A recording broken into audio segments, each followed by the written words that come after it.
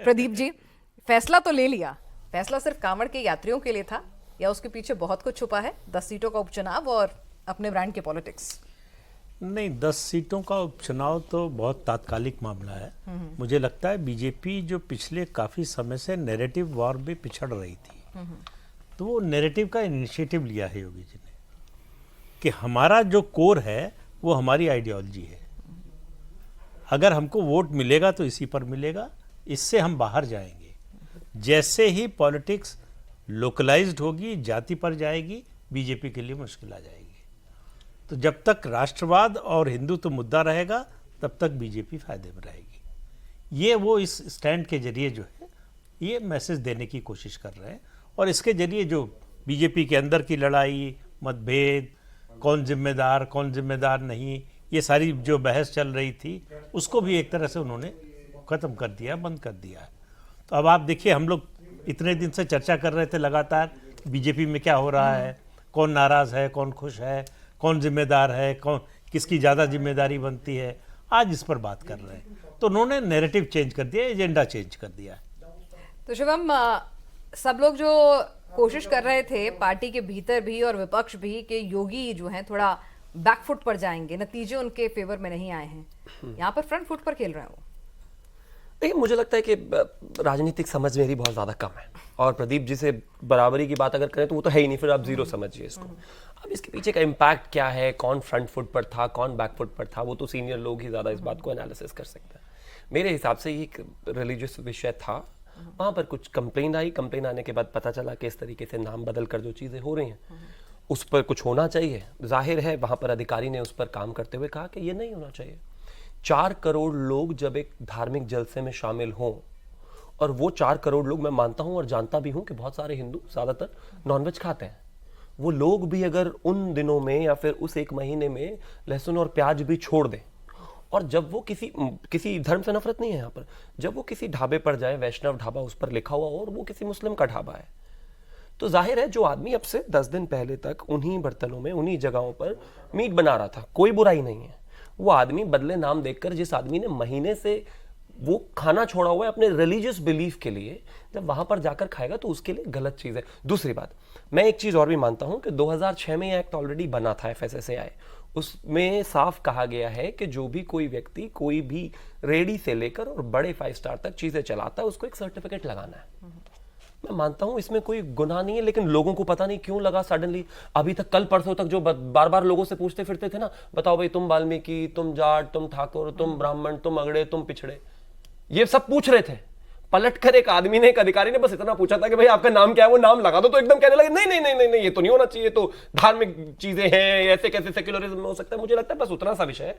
अब किसकी पॉलिटिक्स जीत में या हार में, वो तो सर ही बताएंगे। वो सर बताएंगे, आप अपने पार्टी में संगठन सरकार की वजह से पढ़ेंगे ही नहीं, ये बात सही है। लेकिन भाटी साहब, पीडीए का जवाब यहाँ तो हिंदुत्व से मिल गया है। पीडीए का जवाब हिंदुत्व से नहीं मिला, हिंदुत्व का जवाब पीडीए से मिल गया था। नहीं, अब ये दोबारा रिवर्स तो नहीं हो गया? ये कुछ रिवर्स नहीं होगा। पहली बात तो जो प्रदीप जी ने कहा, उन्होंने एक बहुत कड़वी सच्चाई कही है, मैं उससे सहमत हूँ पूरी तरह। भारतीय जनता पार्टी अपनी ज़मीन खिसकती देखकर वापस नफरती एजेंडे पर आ गई है, क्योंकि इन्हें लगता है कि बिना नफरत फैलाए, बिना हिंदू मुसलमान किए, बिना लोगों को भड़काए, उनकी भावनाओं से खेले बिना भारतीय जनता पार्टी के पास और कोई एजेंडा नहीं है जिस पर वोट मांग सकें। कोई विजन नहीं है देश के निर्माण के लिए। प्रदीप जी की एक बात से तो मैं सहमत हूँ, दूसरी से असहमत हूँ। आपने कहा कि हिंदुत्व और राष्ट्रवाद, ये राष्ट्रवाद नहीं है, राष्ट्र विरोध है। ये राष्ट्र को तोड़ने के लिए, तोड़ने का वो होगा, इसका परिणाम जो होगा राष्ट्र की टूटन होगी। और पीडीए से क्या होता ये देश बता देंगे, उसे भी बता देंगे। पहले इस बिंदु पे बोलना है, पीडीए पे आप खूब सवाल करना, मैं एक एक सवाल का जवाब दूंगा, विस्तार से दूंगा। जब देश आज़ाद हुआ तो देश में जातिवाद और सांप्रदायिकता बहुत बड़ी समस्याएं थी, छुआछूत थी देश में। लोग एक दूसरे को छूना पसंद नहीं करते थे और छूने से अपवित्र हुआ मानते थे अपने आप को। ये हमारा सौभाग्य था इस देश का कि इस देश को पंडित जवाहरलाल नेहरू, महात्मा गांधी, डॉक्टर लोहिया, डॉक्टर अंबेडकर, सरदार पटेल जैसे महान नेता मिले, जिनकी सोच इन सब चीज़ों के खिलाफ थी। उन्होंने कानून भी बनाए और जागरूकता भी पैदा की, और अनेक नेता हुए, मैंने 4-5 के नाम लिए हैं, और अनेक हुए जिन्होंने अभियान चलाए बाकायदा कि सांप्रदायिकता या धार्मिक कट्टरता नहीं होनी चाहिए, जातिवाद नहीं होना चाहिए, छुआछूत नहीं होनी चाहिए।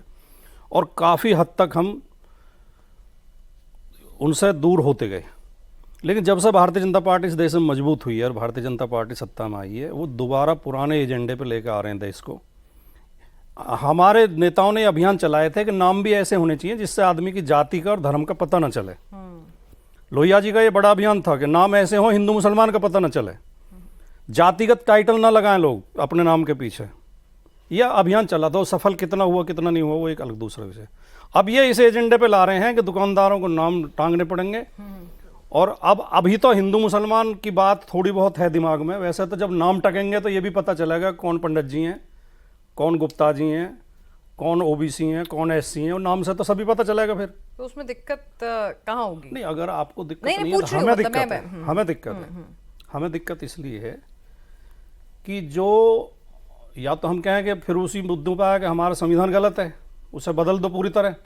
हमारा संविधान का जो मूल ढांचा है वो समाजवाद और पंथ निरपेक्षता पर खड़ा हुआ है। प्रदीप जी, राजनीति है ये, और राजनीति में हर कोई चुनाव अब जीतने आखिरी के वाक्य लिए मैं बोल दूं, आखिरी जी, वाक्य जी। बोल दूं केवल। ये आज ये हो रहा, इस देश में ये भी हालत थी कि शूद्रों को पीठ के पीछे झाड़ू बांधकर हाथ में घंटी लेकर बजाते हुए चलना पड़ता था, ताकि लोगों को पता चल जाए कि इस रास्ते से कोई अछूत आ रहा है और वो रास्ते से अलग हट जाएं, कहीं वो अपवित्र ना हो जाएं। त्यागी जी ने कहा कि इस बात की क्या गारंटी है कि मुसलमान के हाथ का खाया वो खा के अपवित्र हो जाएंगे हम, और हिंदू सारे पवित्र हैं?